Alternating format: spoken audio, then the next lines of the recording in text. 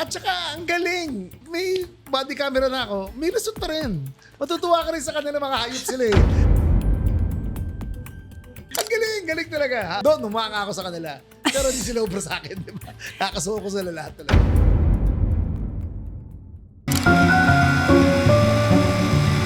This is truth on the line.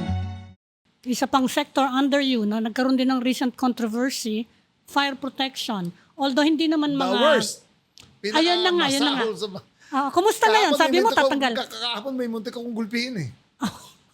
Ano na naman yan? ko na eh. Ano yun? Ano yun? Biro mo, naka-body camera na sila ngayon. Yes. Diba? Dahil camera. diba? Mahilig uminom ng alak. Body camera yan, di ba? Kasi Okay. para, tas may script sila. Mm. Sasabihin nila, kami po yung taga BFP, bawal po, dito po para mag-fire inspection sa permit nyo. Manghihingi ng mga ano. Tapos, bawal po kami magbenta ng fire extinguisher, bawal po kami kontrata para sa sprinkler. Yes. Kasi ikot sila, tapos bibigay yung permit.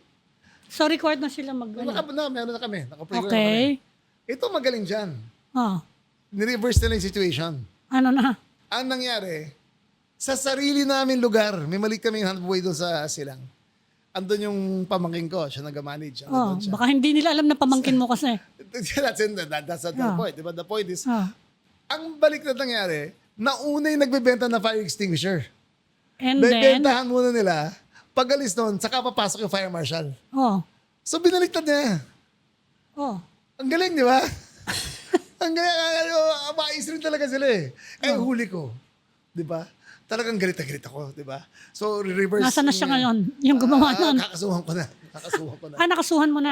Hindi, pinapadevelop ko na yung case ngayon. Sinapina ko na rin pinasabi ko nagbenta ng fire, yung nauuna. Yung, hindi rin kasi nila alam na binibigay sa kanila sa amin yung list ng ini-inspect nila.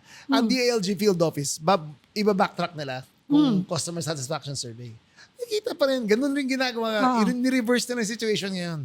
Linawin lang natin para sa mga nanonood. Kailangan bang palitan yung fire extinguisher every year? Hindi. Kasi yun ang sinasabi. Ang sinasabi nila, every room kailangan may Every fire year, extinguisher. o kaya, diba? oo. Biro mo, ang wife ko has a small clinic in Muntinlupa sa Asian. It's only 25-30 square meters. Kailangan 3 fire extinguisher. Yun na nga. Diba? Saka gaano katagal naglalast yung fire extinguisher 3 if you years don't dapat use? yan eh. 3 yan eh. years. Pero sila Okay, every year tandaan po pinapatuloy ninyo yun. 3 years. Tsaka hindi ganun karaming fire extinguisher ang kailangan. Saka Kasi kailangan may ba sprinkler industrial? system na eh. Di ba may green and may red eh? Kailangan Oo daw nga. yung green, mahal eh. Diba? Tsaka ang mga matataas na building, may ano nila yan eh. Yeah, sprinkler. May system Saka yan, every diba? floor meron. Diba? Ano pa rin sila? Talagang, sila pa mga kontrata ng sprinkler.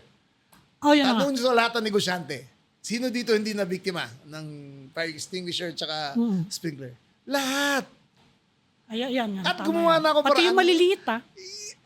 Kahit Pati yung tindahan maliliit. eh. Yes. Pati sari-sari. Biro mo, 99% of the economy is dependent upon small and medium scale industries. Yes. Lahat yun. Na nagbibigay ng trabaho, nagbabayad ng buwis. Lahat yung binibiktima nila. At saka, ang galing. May body camera na ako. May result pa rin. Di ba? Galing, di ba? Matutuwa ka rin sa kanila, mga hayop sila eh. Talaga. Ang galing talaga.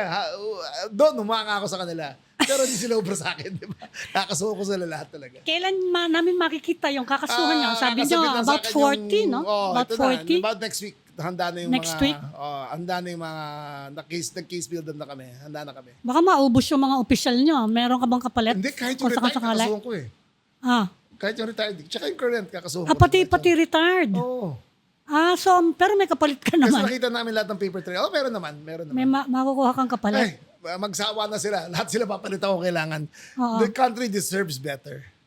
Biro mo, they empowered themselves and it's virtually rent-seeking eh. Parang you owe them something. Talaga naman ganyan. Diba? You owe them something. Pwede ba yun? Diba? It's so corrupt. Kahit sa ano pa lang admission pa lang, nagbabayad sila 200 to 500,000 each para maging bombero. Really? I'm not kidding. Ganyan talaga yan. Nagbabayad sila 200 to 500,000 each. Paano nila babuwiin yun? Yun na nga. Papautang Yun sa na kanila. Kuwari pinapautang, pero dapat kasama ka na sa sistema. Oh dear. It's that bad. It's such a corrupt agency na hindi pinapansin ng mga tao. Paano ngayon? Mag-recruit ka ngayon ng mga bagong tao? Oh, well, ano muna, we're cleansing our face muna. Cleanse up namin muna. Tsaka we're trying to make a better system. Pero again, dito sa Pilipinas, hanggang kaya ka iisahan ka. Kaya dapat one step ahead ka lagi sa kanila. Or you catch up, di ba? Medyo, Galing, no? yeah.